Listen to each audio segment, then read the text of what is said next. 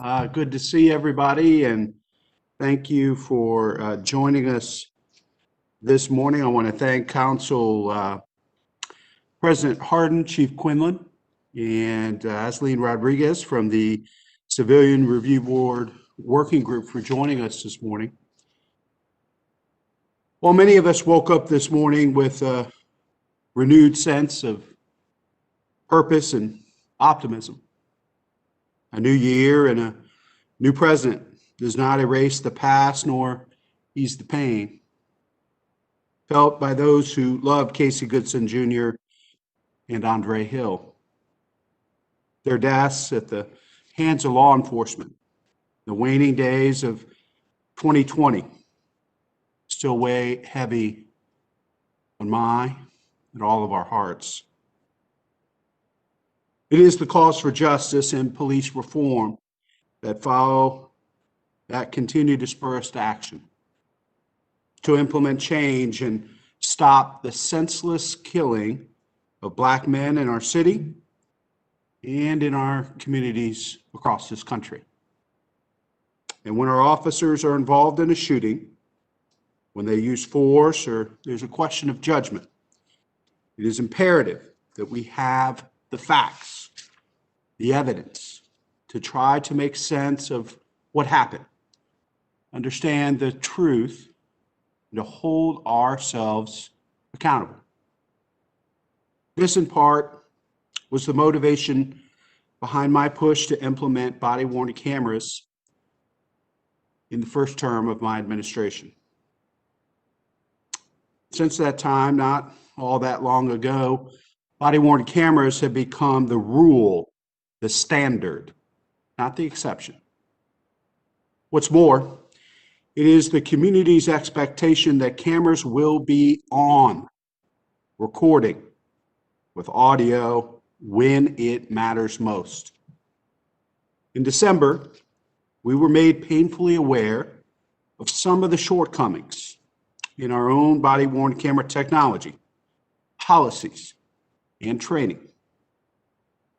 Body-worn cameras have proven invaluable to the community and to the police, protecting officers and the public's trust. If there was any doubt, it was erased when Casey Goodson Jr. was killed, and there was no body-worn camera footage. The Franklin County Sheriff's Office did not have body-worn cameras. And thanks to the leadership of Sheriff Baldwin and our colleagues on the County Commission, they are changing that. Columbus Police were forced to acknowledge the limitations of our current camera technology following the death of Andre Hill. It was a non-emergency call. So former police officer Coy approached the house without lights and sirens. So the dashboard cameras never activated. And Mr. Coy neglected to turn his camera on until after the shooting. While the look back feature provided video of the shooting, it did not include much needed audio. It only captured the 60 seconds leading up to Mr. Hill's tragic death. While the city is invested in next generation dash cam technology, and we have a robust body-worn camera program, we fell short of my expectations and the community's expectations.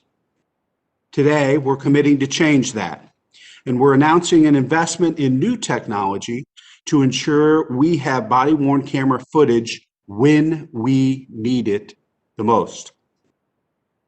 We're also going to speak to investments in officer wellness, to identify officers in trouble before it is too late, to link our officers with the support they need to stay healthy, to bring their very best selves to the people they're sworn to serve and protect, to help them avoid deadly mistakes.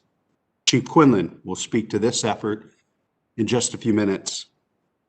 In addition to the chief, I'm happy to be joined by Council President Hardin, who will speak about City Council's ongoing efforts to reform and bring justice in our community. Specifically today, he will speak to advancing Andre's law and to ensure proper care and potentially life-saving aid is rendered to those shot or injured by police.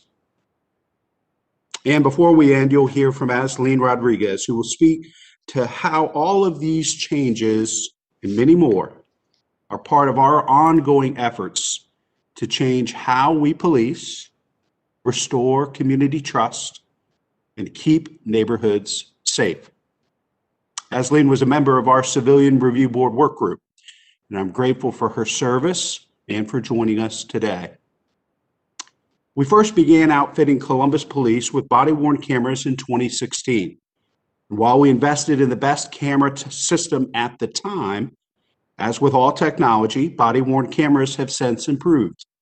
This year, the city will invest in the next generation of body-worn cameras to assure cameras are recording and audio is captured when we need it most. New body-worn cameras will come with increased resolution and enhanced video clarity, and through wireless technology will also sync with new dashboard cameras being installed in cruisers right now. In addition, the cameras can be set to automatically activate when an officer exits the cruiser on a priority call for service. We will also begin work to modify new and existing body-worn cameras to increase the look-back capabilities to ensure cameras are always recording with audio, regardless of whether an officer activates the camera, regardless of whether an officer is on an emergency run, and regardless of whether new automatic record technology functions properly. This always-on function will help ensure that any critical incident and anything immediately leading up to the incident is captured on video with audio. Combined, the automatic record features, synced dashboard cameras, and the enhanced look back feature will deliver the video evidence the city expects and the public demands. Bottom line, if this technology was in place in December, we would have higher resolution video and audio evidence leading up to and including the shooting death of Andre Hill, period. The city has set aside $4.5 million for these upgrades and will work with City Council to identify additional resources if necessary. We will begin installing these cameras this year. We will also work with the FOP to renegotiate the current MOU for body-worn cameras to ensure the extended camera look-back setting is aligned with the contract and is legally permissible. I invite the FOP's support for these common sense changes that will protect our officers and the public. Now, I'd like to introduce our great partner in all of this reform work, our legislative leader, Council President Shannon Hardin, who will talk about another area of focus for he and council in police reform. The council will be leading with my full support in backing Andre's law. President Hardin. Thank you, Mayor, and thank you for that announcement. Thank you to Chief Quinlan and to my friend Asleen Rodriguez. In late December, Mr. Andre Hill went to drop off Christmas money to a friend. A neighbor called the police on Mr. Hill, and when the police arrived on the scene, and Andre Hill was shot. This officer had not activated his body-worn camera to record the incident. The only way we were able to see the incident, as the mayor said, was because of a look-back feature on these cameras. Neither Officer Coy nor his partner administered medical aid to Mr. Hill. He posed no threat to either of them. Eventually, a different officer performed chest compressions, and Andre Hill, Mr. Hill, died at the hospital over half an hour later following that shooting. We all had a lot of conversations and a lot of questions after that incident. Why didn't the officer turn on his camera in time? Why wasn't aid rendered immediately when Mr. Hill clearly posed no threat? And how do we make sure this doesn't happen again? In the days following Mr. Hill's death, his family talked about the idea of Andre's Law. Andre's Law aims to ensure that safety officers use their body-worn cameras properly and call for medical aid or deliver medical aid themselves. It is imperative to strengthen rules surrounding the use of body-worn cameras and requirements to render aid, not only in CPD policy, but also in law. So council is proposing the following changes to the Columbus City Codes. 1, requiring the activation of body-worn cameras during any enforcement action or other situation outlined in the directives of the Columbus Division of Police. 2, requiring police to request aid from emergency medical services upon use of force that results in a serious bodily harm, as well as the rendering of medical aid under certain circumstances. Those who violate these new chapters can be subject to discipline per city policy and the collective bargaining agreement. However, in cases of egregious and willful violation of the new chapter pertaining to rendering aid, the city may pursue remedies beyond discipline and could seek criminal charges for dereliction of duty. We also recognize that the Division of Police has been working to improve their directives by tightening the rules and closing loopholes. We will be working with safety officials to ensure this legislation is aligned with their directives. Andre's Law will not solve all police violence, but it's one more step in the right direction. To ensure we know what is happening on the scene based on body cam footage, and ensure that if residents are hurt, peace officers are there to render the aid. And if officers don't comply, that there can be greater accountability. Council plans to introduce this legislation on Monday, the 25th. It may be amended as we continue to strive towards the best bill possible, but we aim to pass this piece of legislation in short order thereafter. With that, I'd like to introduce my friend and member of the Civilian Review Working Board, Ms. Aisling Rodriguez. Thank you. Thank you for having me, and good morning. As a member of the Civilian Review Working Group, I'm encouraged by the steps the city is taking for police reform today.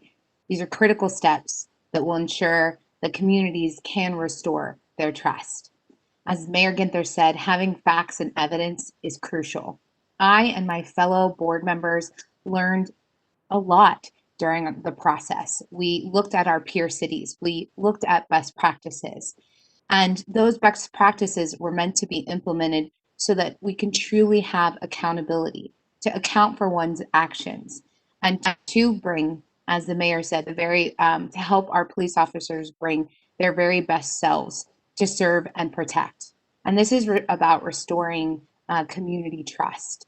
Today is a step that I think is crucial for making our community know that we hear what's happening, we see what's happening, and we will not stand by idly without making the appropriate actions for accountability.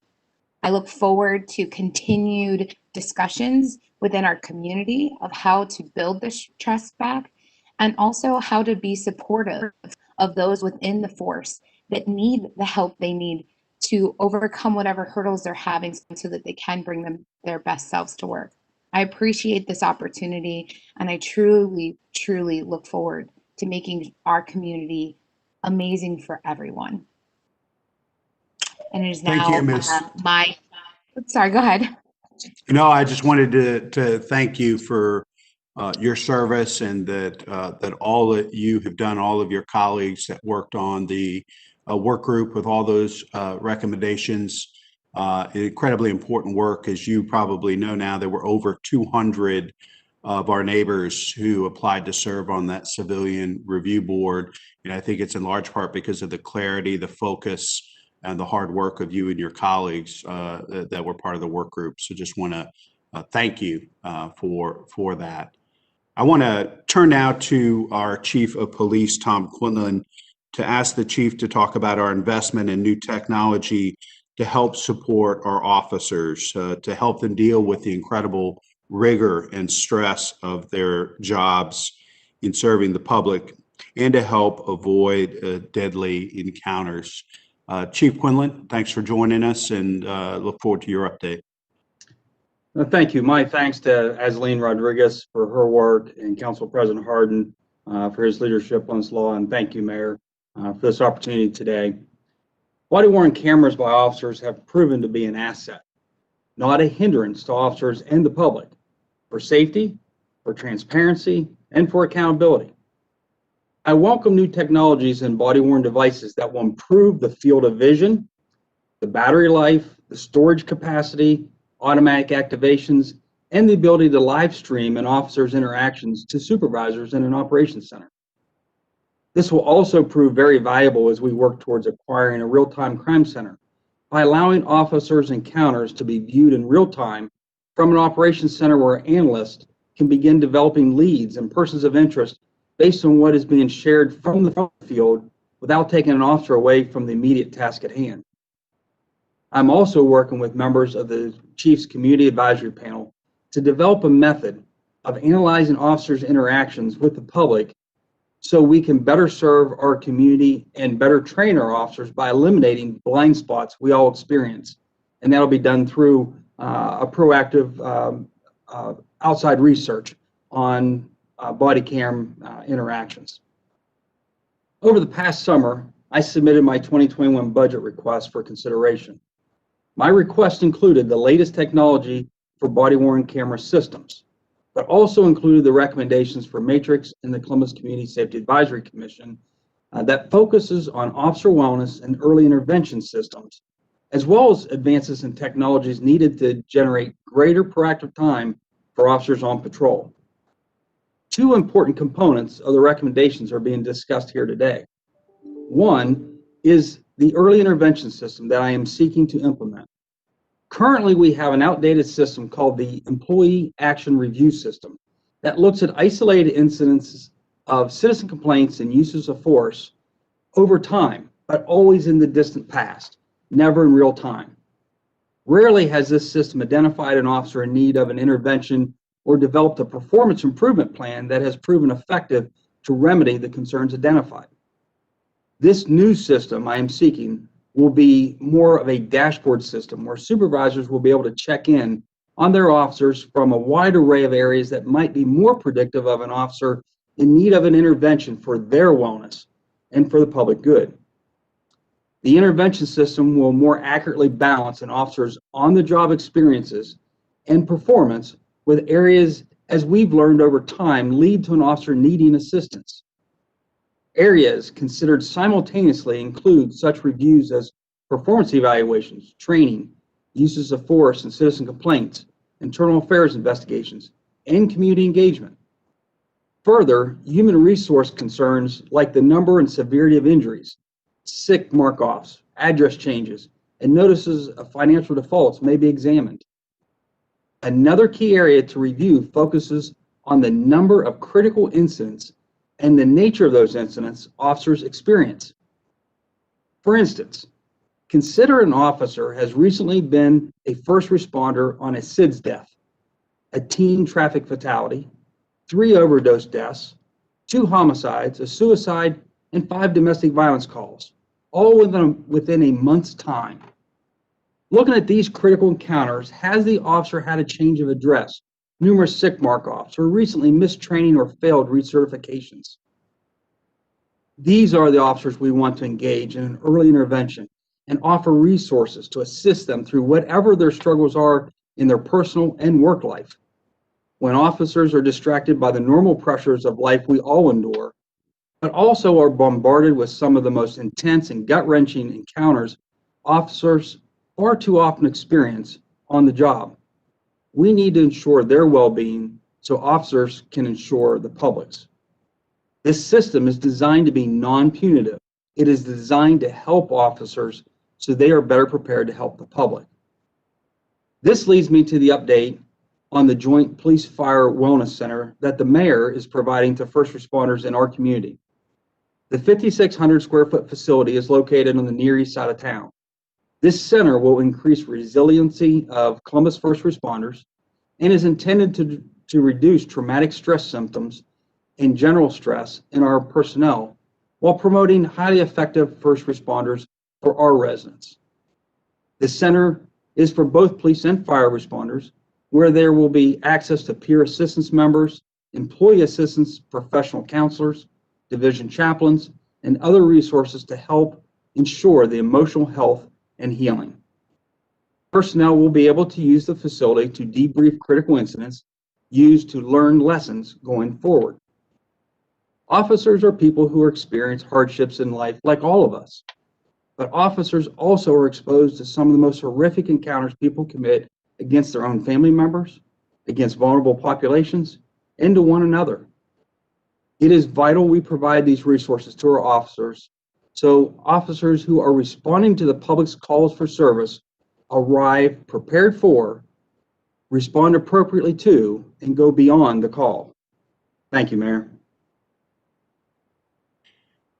Thank you, Chief. The mental health of our officers is critical to their health and well-being and the safety of our community. I want to thank you for all of your work and leadership on these issues and our overall reform efforts. Police reform and improving community-police relations is not something that happens with the flip of a switch. It takes time, effort, collaboration on all fronts. As your elected and appointed officials and concerned community members, I assure you, we continue to work diligently each day to improving the safety of all of our residents. Now we'll take a few questions. Our technology director, Sam Orth, has joined us for maybe any technical questions folks may have about the different systems. We're going to use the raise hand function. I know you were sent instructions, but let's go through them quickly. You should see a hand icon in the bottom right corner of your screen. Click on the hand and you'll see a hand next to your name in the attendee list. That's how we know you have raised your hand.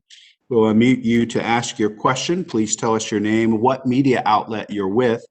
After your question's been addressed, please click the hand next to your name to turn off the function. And if you have any additional questions or a follow-up, please click it again.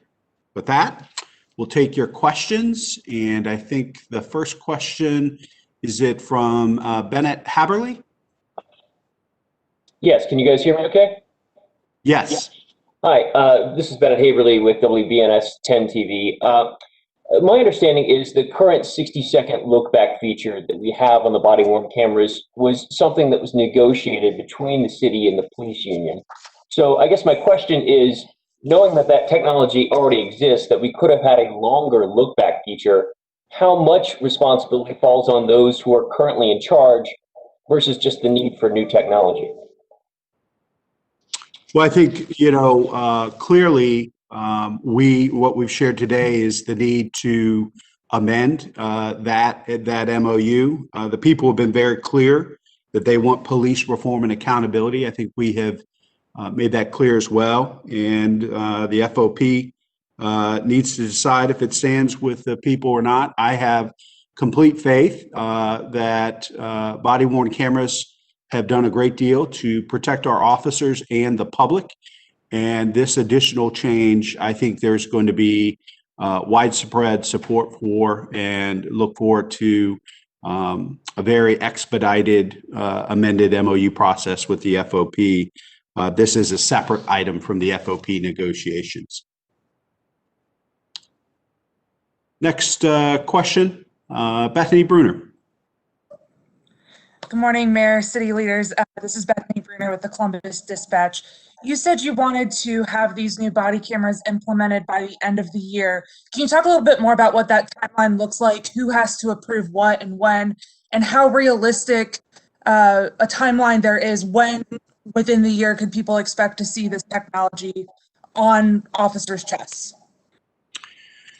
I appreciate the question. And, obviously this is going to take a complete team effort, the legislative branch working with the administration. I want to start the implementation of this new technology this year. I'm not sure if we'll have it fully completed by the end of the year, but this is a top priority for me and for city council in 2021. And so happy to have either Director Orth or Chief Quinlan speak to some of the timelines, but I know that there is, the capital budget says there's $1.5 million that we approved earlier. There's an additional $3 million in the police operating budget. We know that this will cost probably more than $4.5 million to upgrade all of the cameras. And Council President and I are going to be working together to identify those resources. The resources will be there, but with respect to timelines on implementation, I don't know, Director Orth or Chief Quinlan, do you want to speak to that? Thank you, Mayor. Good morning, everybody. With regard to timelines and the current technology that this city owns, which is known as WatchGuard, the current storage environment and software that's used to manage the evidence that comes off the cameras is already in place. And the addition of new cameras would be relatively straightforward in that we would just be adding additional cameras to our current environment. There does need to be procurement and, as the mayor indicated, some work around the budget. But as the mayor said before, given our current environment, we think we can have these implemented in 2021. Chief or Council President, any additional questions or comments on that? Okay. Our next question, Director, you said 2020. I know you meant 2021. Yes, sir. Sorry. Yeah, no worries. Next question, Maria Durant. Good morning. Hi, good morning, Mayor. Good morning, city leaders. Can you hear me? We okay? Yes. All right, wonderful.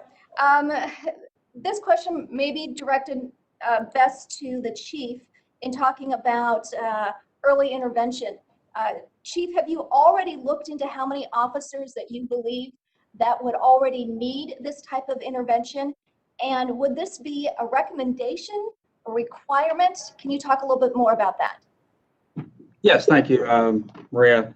So right now, because the technology is not in place in-house, we don't know. Right now, all the information we want to gather is stored in multiple different databases.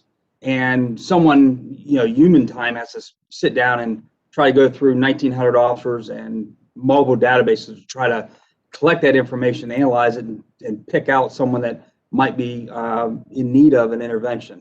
This system will automatically do that, computerize it through technology, and give a dashboard to a supervisor to see that maybe, again, based on the nature of runs, the number of times a person's moved recently, other factors, sick mark-offs, that maybe we need to check in with this officer and make sure they're doing well, make sure they're coping with all the calamity that they deal with in life and on the job. So those will be what the system's designed to identify.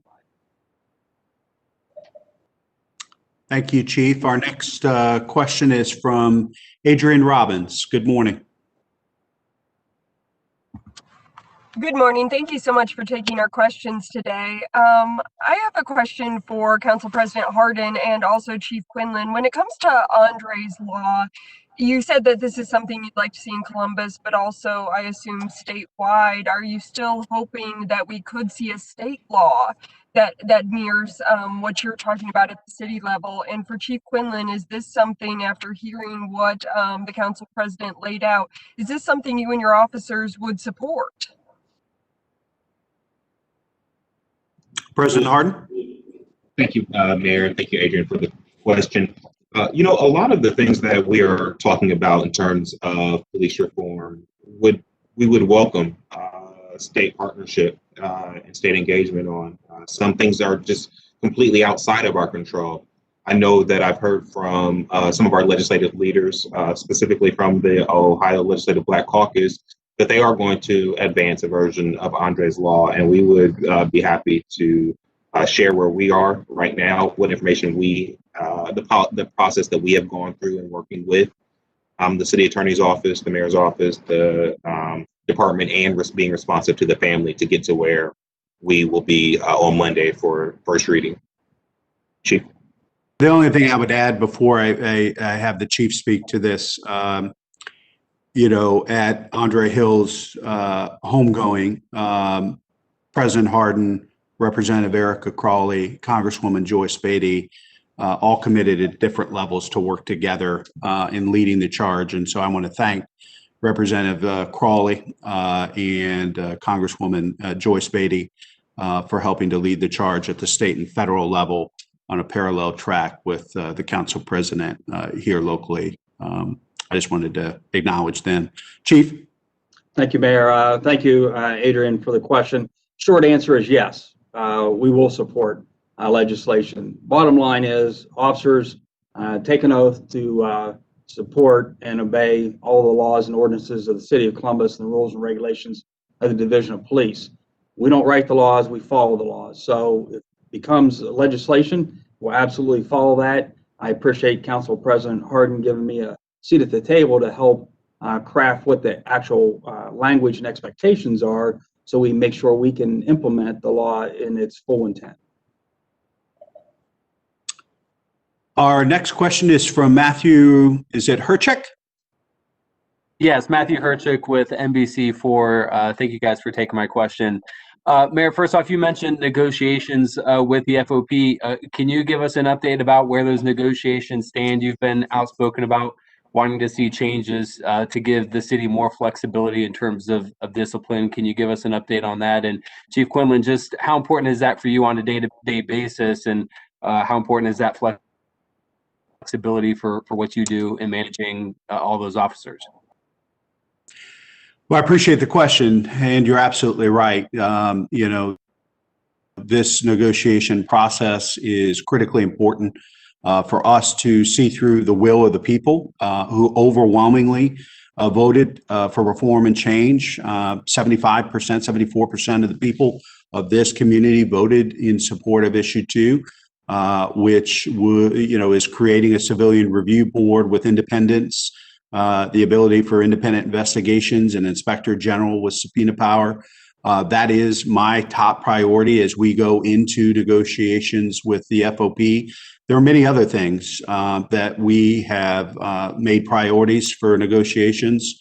I believe that the FOP has heard the community, knows what the community is demanding, and they understand the sacred bond between the community and law enforcement, and that to stand in the way of reform, to oppose change, puts that sacred bond at risk for both our officers and the community, and that is unacceptable.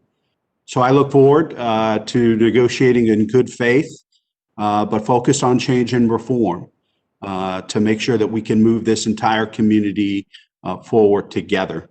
There was a short break due to COVID and a surge in December, but the city and the FOP and their representatives are back at the table now and working to address some of these issues. Chief Quinlan? Thank you, Mayor. So let me be clear, I'm part of management. My focus on when we talk about discipline and matters of policy is to, one, find that balance between what the needs and interests of the officers are that I represent, but also be responsive and reflective of what city leaders and the public demand and expect from police. I find the common ground in all those and work towards those reforms to make sure that we hold officers accountable. That's why the early intervention system will be non-punitive and find a way to prevent. And also when misconduct does occur, our goal and officers' goals, they don't want to work with officers who are, put them at risk as well. So they would, support that we have ways to properly hold officers accountable. Thank you, Chief. Our next question is from Catherine Ross. Good morning. Good morning. Yeah, this is Catherine Ross from NBC4. My question is about Andre's Law as well. I know that City Council President Hardin said that under circumstances, officers would have to render aid to people involved in use of force incidents. I'm just curious what those specific circumstances would be and if there would be any kind of additional first aid training for officers. I'll let Council President Hardin speak to that. I think it's important. This would build upon policies and procedures already in place for the Division of Police, but it would codify it and make clear and make sure that folks understood that this was the law of the community. So I just wanted to make that connection, but ask President Hardin to speak more to that, and the chief as well, if you have any additional comments. President Hardin. Thank you, Mayor, and thank you to Catherine for the question. We're specifically talking about, egregious cases where there is extensive bodily harm done. As the mayor stated, we're working closely with the police chief to make sure that this can be aligned with standard operating procedure, and that we are setting up realistic expectations about keeping both officer and our residents safe. And we think that this law gets us there. But we look forward. We are proposing this on Monday as first reading. We are still going through the legislative process as we engage. And so we look forward to making sure that additional information and ways to engage on this piece of legislation is before the public, before final passage at the earliest. The 1st of February, I think, would be the meeting where we would bring it for a final vote. Thank you, President Hardin. Any comments, Chief? Yes, Mayor. So one of the things we've been doing with fire already in the past has been training how to bring them into a scene while there's still activity going on. Currently, fire will wait nearby and not enter until the scene is secure. So the highest priority for officers, because we're not basic or advanced EMTs, our highest priority is to render immediate aid, but also get the experts in so we can save lives. And so we've worked with fire and actually at the training academy, worked with different scenarios where we bring them into kind of what we call a warm zone so they can apply immediate first aid while officers are continuing to face any threats that may be in the area. So we are working with fire to do that. We are changing our policies to make sure that someone at scene, based on this legislation, tends to the victim while other officers are free to secure the scene and make it safe so fire can respond and the professionals can get in there and provide that treatment. Thank you, Chief. Our next question is Mike McCarthy. Good morning. Good morning, Mayor and officials. Thanks for taking my question. Can you hear okay? Yes, sir. I'm curious, when you talk about with the body cameras, all the technological advances involved with that, with the syncing between the cruiser and the officer, potential live streaming, the increased capacity for video, can you qualify in simple terms how much of a bandwidth leap that would be for the city in terms of processing all that video, storage, things like that? Can you explain kind of the logistics in simple terms of how big of a leap and how much of a technological challenge will there be to make that a reality?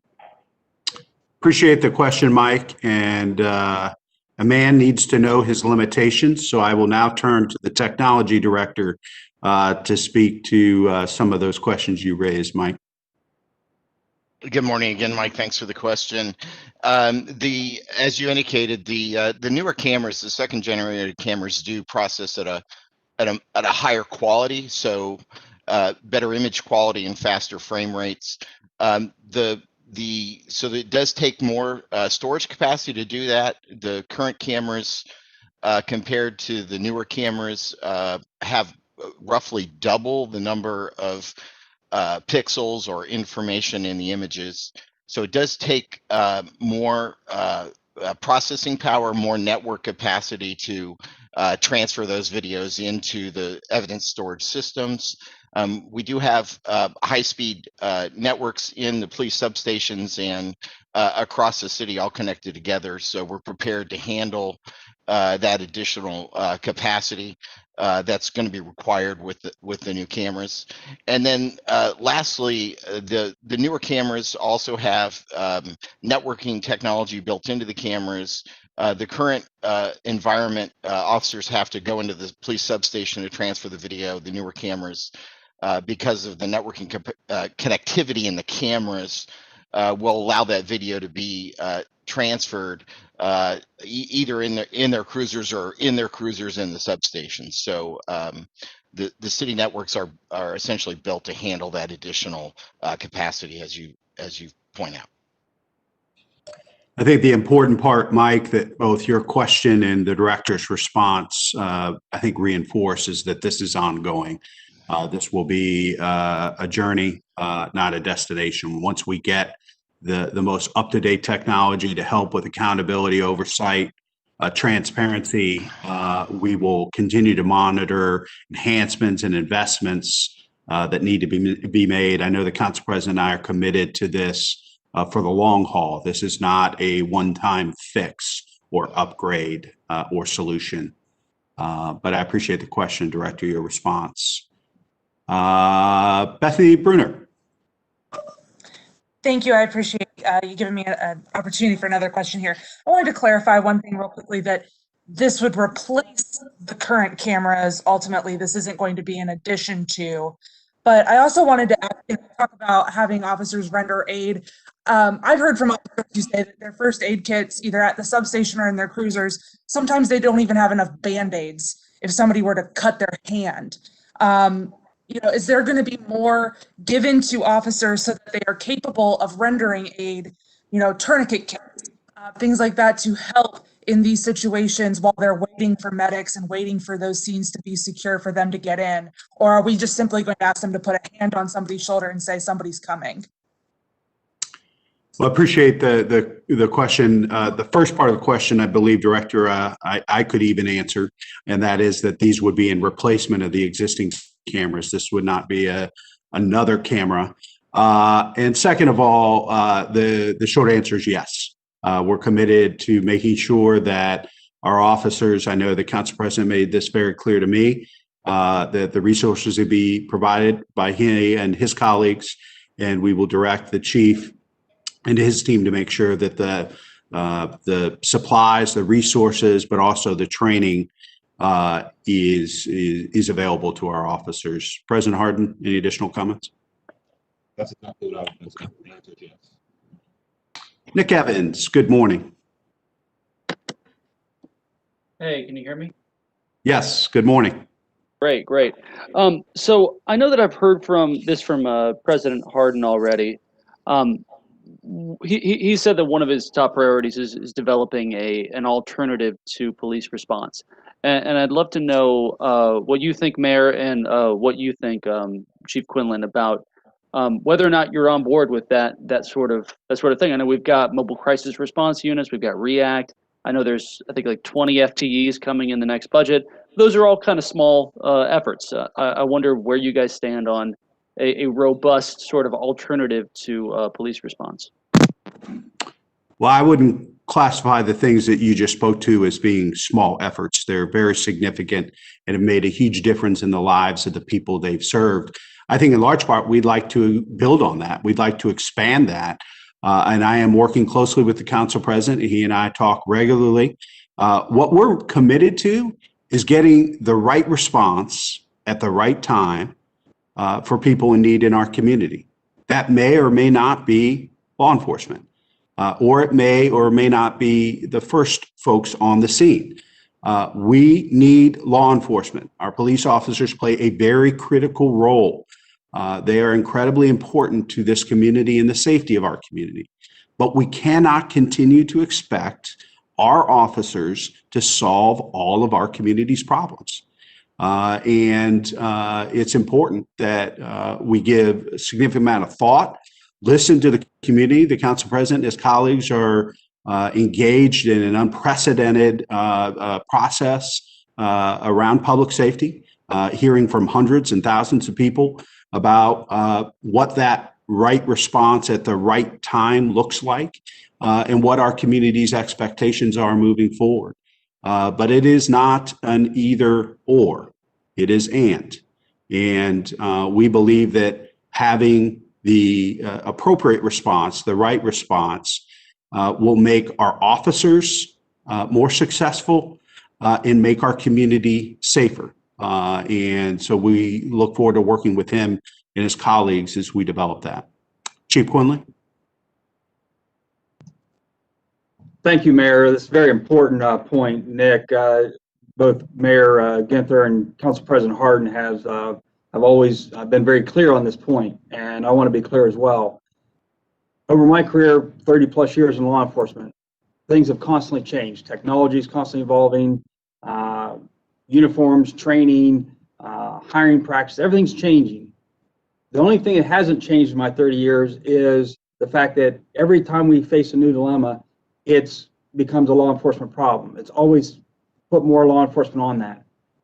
We need to start changing and look at new ways of conducting interactions with the public from a non-law enforcement role through the mobile crisis responders and the REACT teams and some of the other services that can address the problems in our community without making them a law enforcement issue. So the law enforcement professionals can focus on the safety aspects while others deal with providing resources and getting people to the help that they need.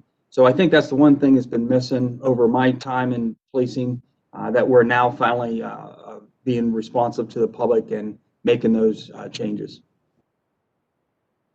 The only thing I would add, Nick, is that I have charged the chief with leading a change at the Division of Police and going from a 20th century law enforcement organization to a 21st century community policing organization. We cannot do that if we don't work together with the council president and his colleagues, the chief and the community on making sure we get the right response at the right time. There's no way we can do the community policing work if we continue to ask law enforcement to solve all of our community's problems. Our next question is, I think we're back to Bennett. Oh, I'm sorry, Council President, do you want to make a comment? I do, just really quickly, two things.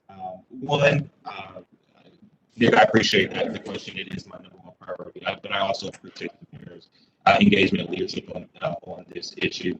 But I think that for all of us, as we talk about reimagining safety, this is not a 1 year, one budget endeavor. This is going to take multiple years and multiple budgets. And so we are making progress in this budget, but we see this as a long-term effort. And the second point is we have more.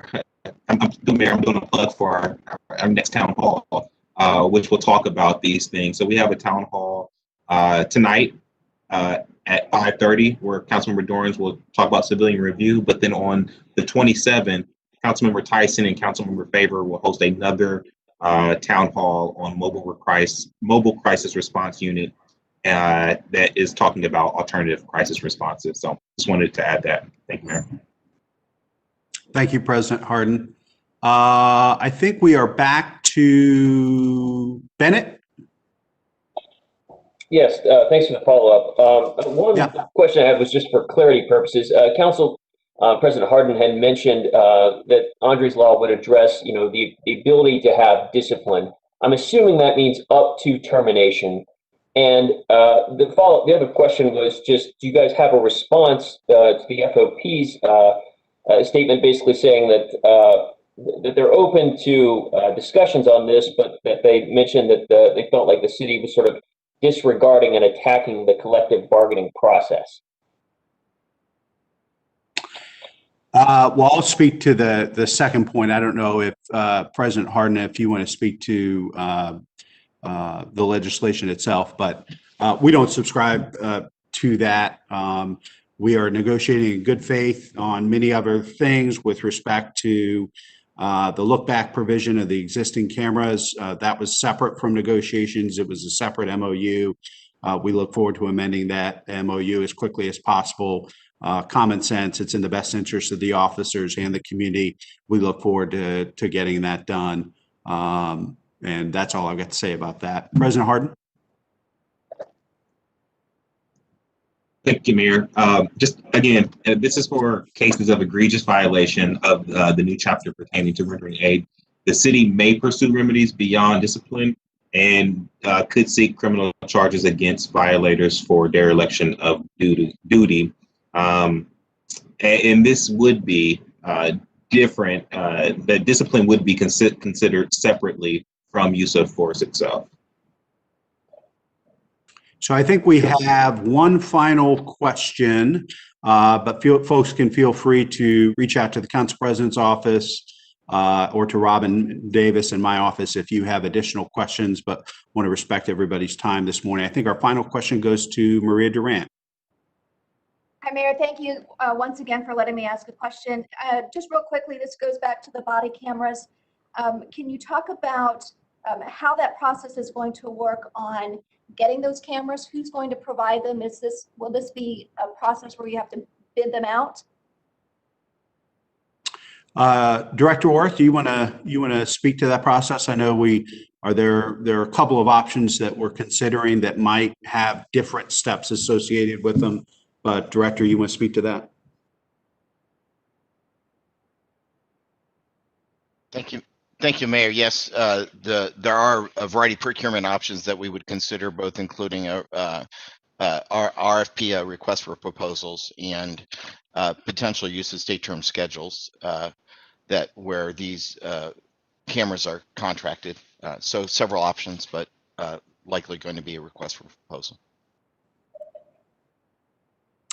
And I think I want to respect everybody's time. We asked for an hour. If there are any additional questions from the press or follow-up, please, you can direct those to Robin Davis in my office or the Council President's office, and we can get you a response either from the Director or the Chief as well. Ms. Rodriguez, Chief Quinlan, Director Orth, President Hardin, thank you for all of your work and for joining us here today. And to the press, have a great day. If you have any follow-up questions, please let us know. Take care.